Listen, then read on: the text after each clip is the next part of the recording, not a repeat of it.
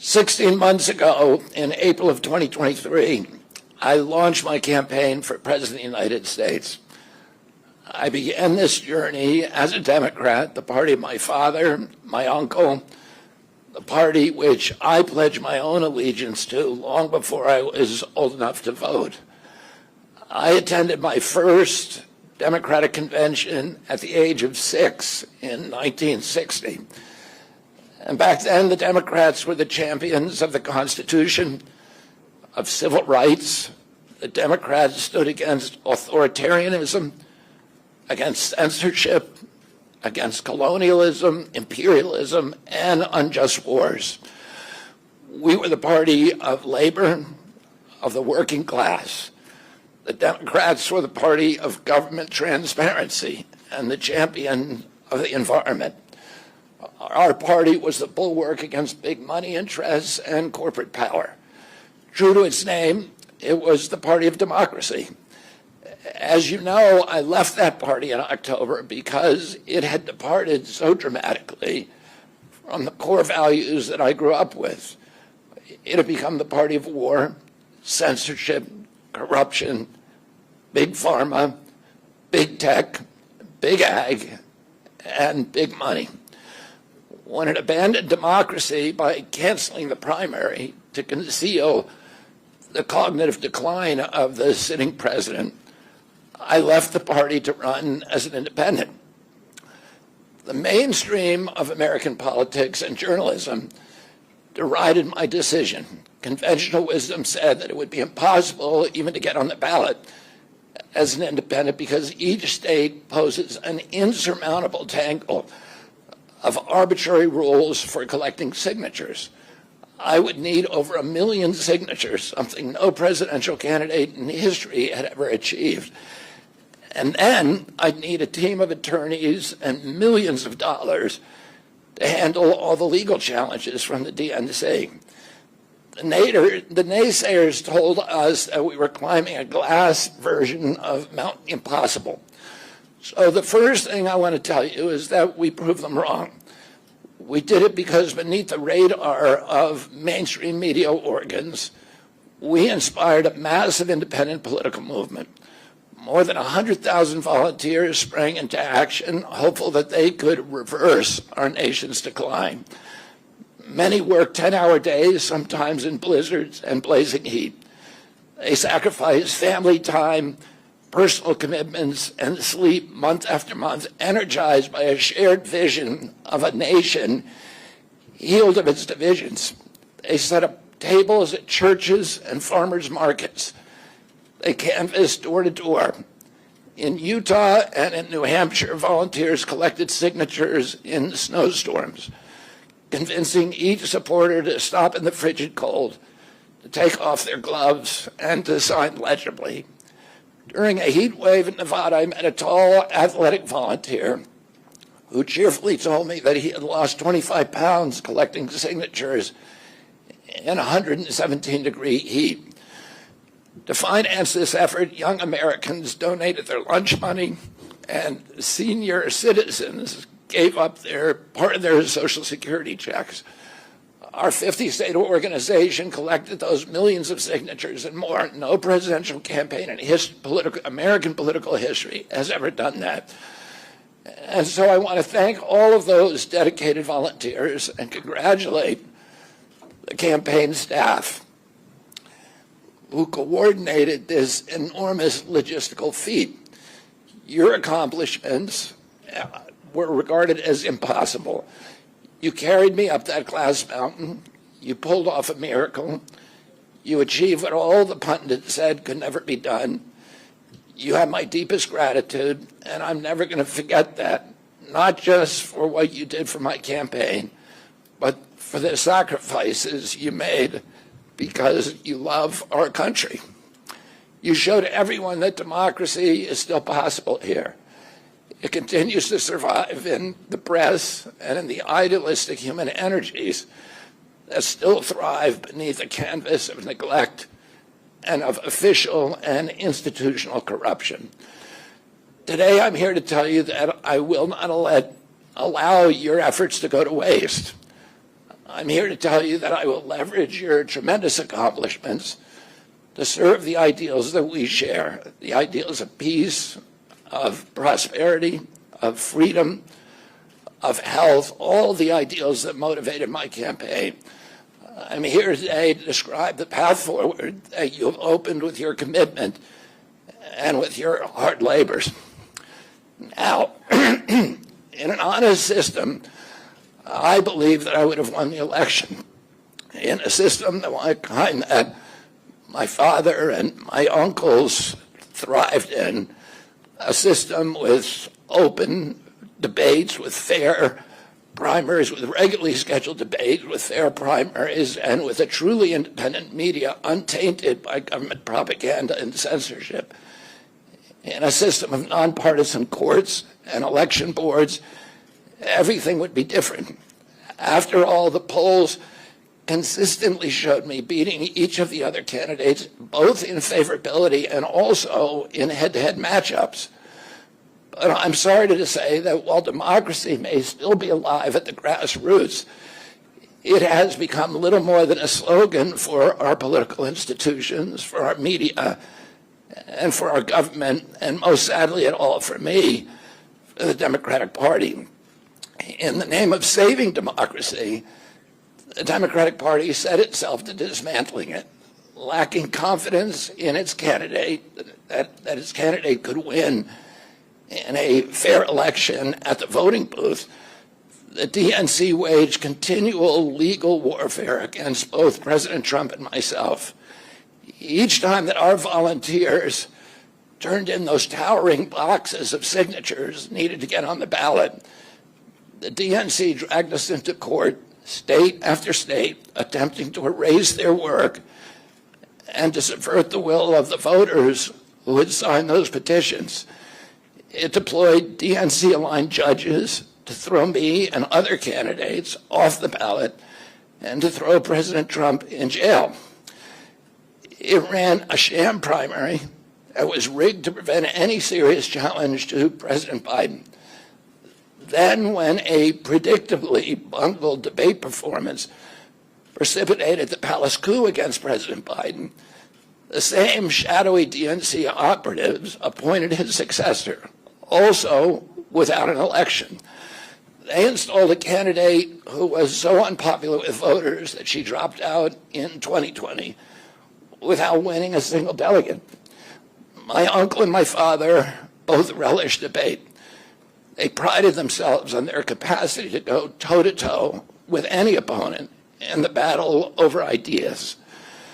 They would be astonished to learn of a Democratic Party presidential nominee who, like Vice President Harris, has not appeared in a single interview or an unscripted encounter with voters for 35 days. This is profoundly undemocratic. How are people to choose when they don't know whom they are choosing? And how can this look to the rest of the world? My father and my uncle were always conscious of America's image abroad because of our nation's role as the template for democracy, the role model for democratic processes, and the leader of the free world. Instead of showing us her substance and character, the DNC and its media organs engineered a surge of popularity for Vice President Harris based upon, well, nothing. No policies, no interviews, no debates, only smoke and mirrors and balloons in a highly produced Chicago circus. There in Chicago, a string of Democratic speakers mentioned Donald Trump 147 times just on the first day. Oh, who needs a policy when you have Trump to hate? In contrast, at the RNC convention, President Biden was mentioned only twice in 4 days. I do interviews every day. Many of you have interviewed me. Anybody who asks gets to interview me. Some days I do as many as 10. President Trump, who actually was nominated and won an election, also does interviews daily. How did the Democratic Party choose a candidate that has never done an interview or debate during the entire election cycle? We know the answers. They did it by weaponizing the government agencies. They did it by abandoning democracy. They did it by suing the opposition and by disenfranchising American voters. What most alarms me isn't how the Democratic Party conducts its internal affairs or runs its candidates. What alarms me is the resort to censorship and media control and the weaponization of the federal agencies. When a U.S. president colludes with or outright coerces media companies to censor political speech, it's an attack on our most sacred right of free expression, and that's the very right upon which all of our other constitutional rights rest. President Biden mocked Vladimir Putin's 88% landslide in the Russian elections, observing that Putin and his party controlled the Russian press and that Putin prevented serious opponents from appearing on the ballot. But here in America, the DNC also prevented opponents from appearing on the ballot. And our television networks expose themselves as Democratic Party organs. Over the course of more than a year, in a campaign where my poll numbers reached at times in the high 20s, the DNC-aligned mainstream media networks maintain a near perfect embargo on interviews with me. During his 10-month presidential campaign in 1992, Ross Perot gave 34 interviews on mainstream networks. In contrast, during the 16 months since I declared, ABC, NBC, CBS, MSNBC, and CNN combined gave only 2 live interviews from me. Those networks instead ran a continuous deluge of hit pieces with inaccurate, often vile, pejoratives and defamatory smears. Some of those same networks and colluded with the DNC to keep me off the debate stage. Representatives of those networks are in this room right now, and I'll just take a moment to ask you to consider the many ways that your institutions have abdicated this really sacred responsibility, the duty of a free press to safeguard democracy and to challenge always the party in power. Instead of maintaining that posture of fear, skepticism toward authority, your institutions have made themselves government mouthpieces and stenographers for the organs of power. You didn't alone cause the devolution of American democracy, but you could have prevented it. The Democratic Party's censorship of social media was even more of a naked exercise of executive power. This week, a federal judge, Terry Doughty, upheld my injunction against President Biden, calling the White House's censorship project, quote, the most egregious violation of the First Amendment in the history of the United States of America. Doughty's previous 155-page decision details how just 37 hours after he took the oath of office, swearing to uphold the Constitution, President Biden and his White House opened up a portal and then invited the CIA, the FBI, CISA, which is a censorship agency, it's the center of the censorship industrial complex, DHS, the IRS, and other agencies to censor me and other political dissidents on social media. Even today, users who try to post my campaign videos to Facebook or YouTube get messages that this content violates community standards. 2 days after Judge Doughty rendered his decision this week, Facebook was still attaching warning labels to an online petition calling on ABC to include me in the upcoming debate. They said that violates community standards, their community standards. The mainstream media was once the guardian of the First Amendment and democratic principles, and it's joined this systemic attack on democracy. It also, the media justifies their censorship on the grounds of combating misinformation, but governments and oppressors don't censor lies. They don't fear lies. They fear the truth, and that's what they censor. And I don't want any of this to sound like a personal complaint, because it's not. For me, it's all part of a journey, and it's a journey that I signed up with.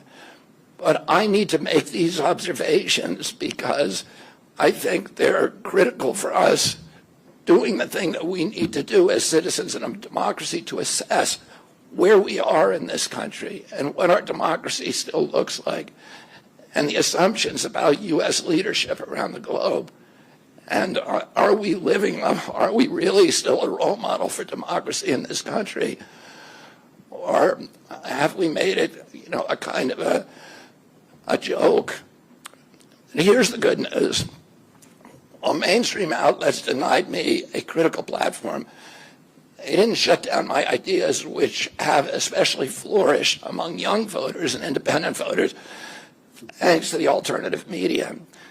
Many months ago, I promised the American people that I would withdraw from the race if I became a spoiler. A spoiler is someone who will alter the outcome of the election but has no chance of winning. In my heart, I no longer believe that I have a realistic path to electoral victory in the face of this relentless systematic censorship and media control. So I cannot in good conscience ask my staff and volunteers to keep working their long hours or ask my donors to keep giving when I cannot honestly tell them that I have a real path to the White House. Furthermore, our polling consistently showed that by staying on the ballot in the battleground states, I would likely hand the election over to the Democrats, with whom I disagree on the most existential issues: censorship, war, and chronic disease. Last summer, it looked like no candidate was willing to negotiate a quick end to the Ukraine war, to tackle chronic disease epidemic, to protect free speech, our constitutional freedoms, to clean corporate influence out of our government, or to defy the neocons and their agenda of endless military adventurism. But now one of the two candidates has adopted these issues as his own, to the point where he has asked to enlist me in his administration. I'm speaking, of course, of Donald Trump. Less than 2 hours after President Trump narrowly escaped assassination, Callie Means called me on my cell phone. I was then in Las Vegas. Callie is arguably the leading advocate for food safety, for soil regeneration, and for ending the chronic disease epidemic that is destroying America's health and ruining our economy. Callie has exposed the insidious corruption at the FDA, the NIH, the HHS, and the USDA that has caused the epidemic. Callie had been working on and off for my campaign, advising me on those subjects since the beginning. And those subjects have been my primary focus for the last 20 years. I was delighted when Callie told me that day that he had also been advising President Trump. He told me President Trump was anxious to talk to me about chronic disease and other subjects, and to explore avenues of cooperation. He asked if I would take a call from the president. President Trump telephoned me a few minutes later, and I met with him the following day. A few weeks later, I met again with President Trump and his family members and closest advisors in Florida. In a series of long, intense discussions, I was surprised to discover that we are aligned on many key issues. In those meetings, he suggested that we join forces as a unity party. We talked about Abraham Lincoln's team of rivals.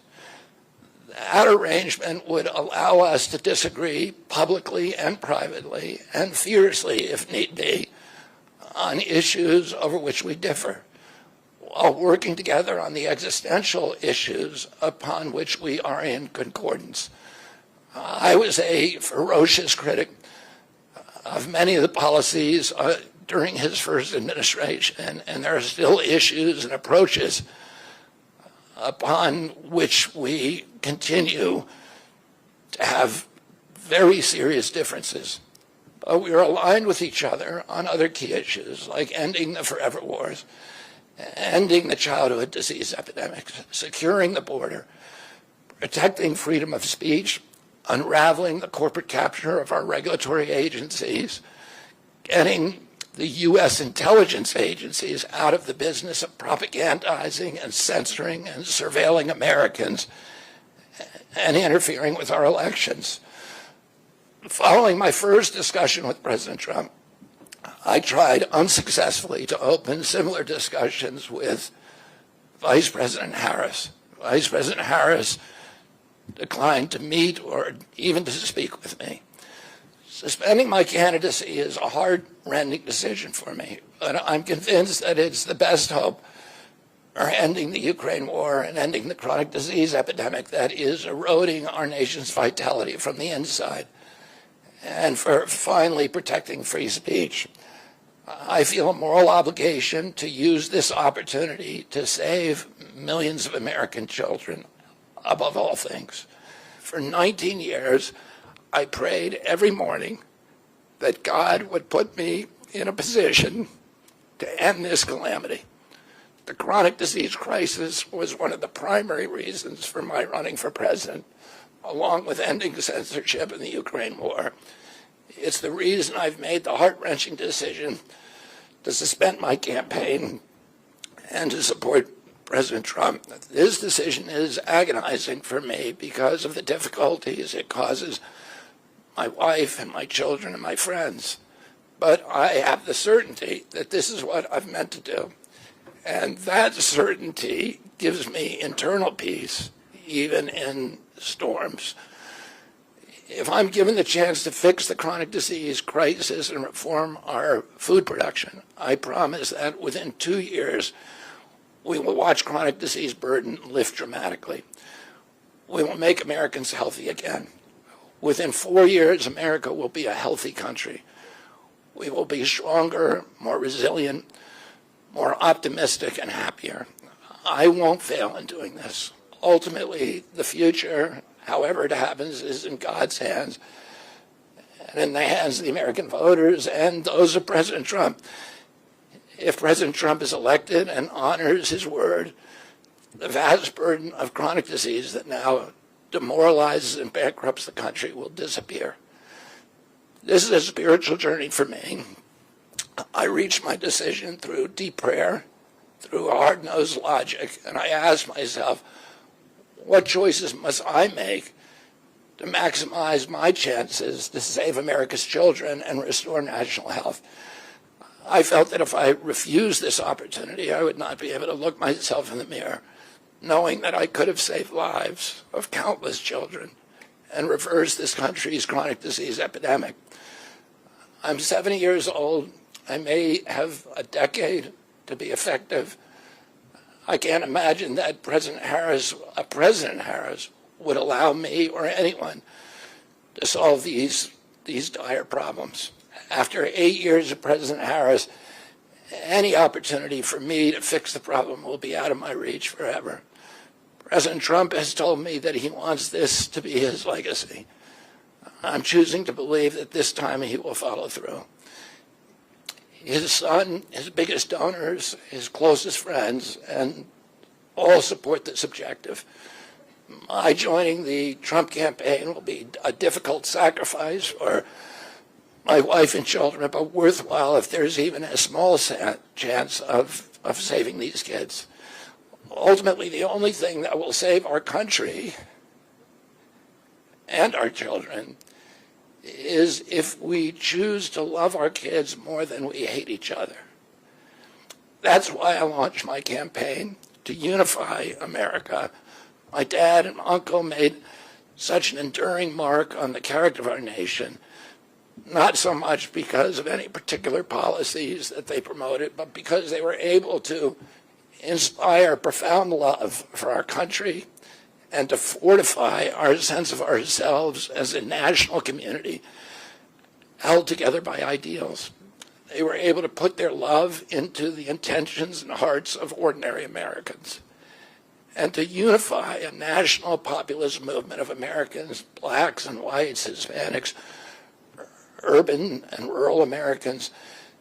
They inspired affection and love and high hopes and a culture of kindness that continue to radiate among Americans from their memory. That's the spirit on which I ran my campaign and that I intend to bring into the campaign of President Trump. Instead of vitriol and polarization, I will appeal to the values that unite us, the goals that we could achieve if only we weren't at each other's throats. The most unifying theme for all Americans is that we all love our children. If we all unite around that issue now, we can finally give them the protection, the health, and the future that they deserve. Thank you all very much.